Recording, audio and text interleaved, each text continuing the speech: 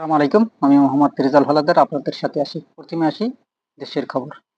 রাজধানীতে সেনাবাহিনীর অভিযান, আটক ১১। সুপ্রিয় দর্শক, আপনারা জানেন যে বর্তমানের বাংলাদেশের পরিস্থিতি খুবই ভয়াবহ।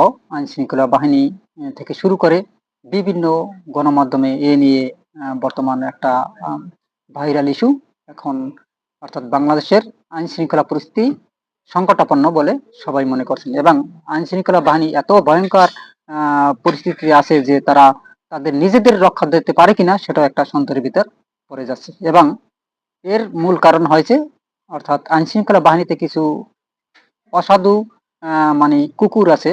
সেই কুকুরকে যদি তাড়ানো না হয় তাহলে হয়তোবা এই পরিস্থিতি আরো অনেক দিন ধরে থাকবে বলে আমরা আশাবাদ ব্যক্ত করি। কারণ কুকুর বলতে আমরা এই জন্য বুঝিয়েছি, অর্থাৎ দেখেন, মানুষ যদি হতো তাহলে মানুষ হয়েছে আহ আল্লাহর সৃষ্টি সেরা জীব, তাদের বিবেক বুদ্ধি সব আছে। অর্থাৎ আমি যদি একটা কোম্পানিতে চাকরি করি তাহলে আমার উচিত কি, ওই কোম্পানির যে কাজটা আমাকে দায়িত্বটা দেওয়া হবে সেই দায়িত্বটা আমার সঠিকভাবে পালন করা, তাই না? এখন আমি যদি মনে করেন আমার ওই কোম্পানিতে বেতন দেয়, টাকা দেয়, সবকিছু আমার দেয়, এখন যদি আমি কাজ না করি তাহলে সে কোম্পানি আমাকে কেন রাখবে? প্রশ্ন আইন শৃঙ্খলা বাহিনীকে। আপনাদের বেতন দেয়, কারদের টাকা? আমাদের টাকা, আমার টাকা, আর একজনের টাকা, সবার টাকাই দেয়। তাহলে আপনারা সঠিকভাবে আপনাদের দায়িত্ব পালন করতে সমস্যা কোথায়? প্রশ্ন সবার কাছে। সুপ্রিয় দর্শক, এই নিয়ে আপনারা জানেন যে বাংলাদেশে এখন বর্তমানে তোরপল অবস্থা। সোশ্যাল মিডিয়া থেকে, গণমাধ্যম থেকে শুরু করে সমস্ত জায়গায় একটাই কথা, বাংলাদেশে আইন শৃঙ্খলা পরিস্থিতি ভয়ঙ্কর ভঙ্গুরী অবস্থায় চলে গেছে। এর কারণ কি? দেখেন, কিছুদিন আগে আপনারা জানেন যে প্রকাশ্যে হাদি নামের একজন রাজনীতিবিদকে আহ, প্রকাশ্যে গুলি করে, তার মাথায় মাথায় গুলি করে, এবং তারা আজ পর্যন্ত প্রায় ২ দিন চলে গেল, এখন পর্যন্ত ওই যে গুলি করছে অপরাধীকে ধরতে পারেনি। এর মানে কি? তাহলে তারা যে বেতনগুলো নিছে তারা ফাও তাদেরকে তাহলে বাহির করে দেওয়া উচিত। সবাইকে কিন্তু আমি উদ্দেশ্য করে বলছি না যে সবাই কুকুর না। আইন শৃঙ্খলা বাহিনীর ভিতর এখনো সৎ লোক আছে এবং ভালো লোক আছে, তাদের জন্য জানাই আমরা স্যালুট এবং রেসপেক্ট। কারণ তারা থাকবে এই হৃদয়ের মধ্যখানে, যারা সৎ ব্যক্তি। এবং যারা এই কুকুরের ন্যায় মানে খাইয়া মুখ পুষিয়া মানে আর কিছু মনে থাকে না, তাদের জন্য মানে জুতা পিটা। সুপ্রিয় দর্শক, আপনারা জানেন রাজধানীতে সেনাবাহিনীর অভিযানের আটক বর্তমানে ৮ জন। দেখেন, এসব কাজ করা কিন্তু উচিত, কিন্তু আপনাদের পুলিশ সহ আইন শৃঙ্খলা বাহিনীদের, কিন্তু সেই কাজগুলো করছে কারা? বাংলাদেশের যারা হিরো, টপ হিরো, অর্থাৎ সেনাবাহিনী, তারা। রাজধানীর সায়দাবাদ ওয়াসা পাম্প সংলগ্ন বস্তি এলাকায় অভিযান চালিয়ে বিপুল পরিমাণ দেশীয় অস্ত্র, মাদকদ্রব্য এবং নগদ ১৮ লাখ টাকা জব্দ করেছে সেনাবাহিনী। অভিযানে মোট ১১ জনকে আটক করা হয়েছে। চমৎকার কাম করছে কিন্তু। সোমবার ১৫ ডিসেম্বর দিবাগত রাত নবম পদাতিক ডিভিশনের তদানীস্থ ১৫ ইস্ট বেঙ্গল ব্যাটালিয়ন এই অভিযান পরিচালনা করে। ১৫ ইস্ট বেঙ্গলের অধিনায়ক লেফটেন্যান্ট কর্নেল মোহাম্মদ কামাল হাসান এই তথ্য নিশ্চিত করেছেন। এলাকাবাসীর অভিযোগ, প্রকাশ্যে মাদক বিক্রি এবং অস্ত্রের ভয় দেখিয়ে সাধারণ মানুষের কাছ থেকে টাকা আদায় করত একটি চক্র। দেখছেন কি করতেছে? এতে দীর্ঘদিন আতঙ্কে ছিলেন স্থানীয়রা।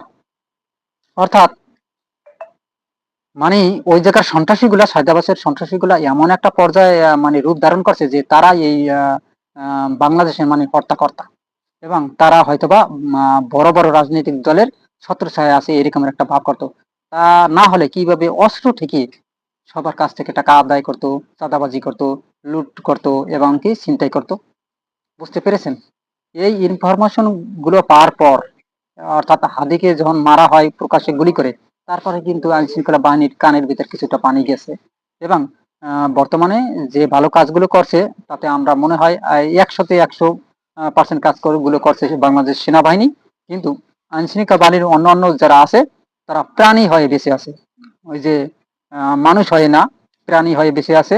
অর্থাৎ কোন রকম তারা, তাদের যে কাজ হয়েছে মানে চাকরিতে আসা এবং পোশাক ডিউটিতে আসা এবং 8 ঘন্টা ডিউটির পর তারপর আবার বাসায় চলে যাওয়া, এটাই তাদের ডিউটি। এবং সরকারি টাকাগুলো যে আমাদের টাকাগুলো যে নিচ্ছে তারা পুটকি মারা সারা করে দিতেছে আর কি আইন শৃঙ্খলা বাহিনীরা। তাহলে আমার কথা প্রশ্ন হলো, তাদেরকে রাখার দরকার কি? তাদেরকে রাখার দরকার নেই, তাদেরকে বহিষ্কার করা হোক।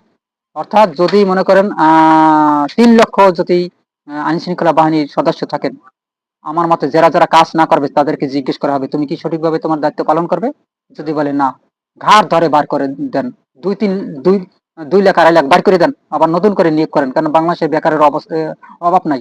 এইসব একটা টাকাও দেবেন না, তাদের পেনশনের টাকাও দেবেন না, তাদের মনে করেন পেটে রিজিকে লাথি দিবেন, দেখবেন সব ঠিক হয়ে যাবে, সব ঠিক হয়ে যাবে। তা না হলে বাংলাদেশের পরিস্থিতি এমন ভয়ঙ্কর থাকবে কেন? প্রশ্ন তাদের কাছে। যাই হোক, এখন বর্তমানের লিডে অর্থাৎ ভালোভাবে যারা যাদের কার্যক্রম পরিচালনা করতেছেন তাদের আমরা বলবো, বর্তমান বাংলাদেশের সেনাবাহিনী, তারা এলাকাবাসীর অভিযোগ প্রকাশ্যে মাদক বিক্রি এবং অস্ত্রের ভয় দেখিয়ে সাধারণ মানুষের কাছ থেকে টাকা আদায় করতে একটি চক্র। এতে দীর্ঘদিন আতঙ্কে ছিলেন স্থানীয়রা। সেনাবাহিনী জানায়, আটকরা দীর্ঘদিন ধরে সংবাদভাবে দেশীয় অস্ত্র ও মাদক কারবারের সঙ্গে জড়িত ছিল। সেনাবাহিনী আরও জানায়, এসব অপরাধের মাধ্যমে অর্জিত অর্থ বিভিন্ন সময় চাঁদাবাজির টাকা হিসেবে বিভিন্ন স্থানে পাচার করা হতো। অর্থাৎ এই টাকাগুলো কিন্তু হয়তোবা পাচার করা হতো বিদেশে।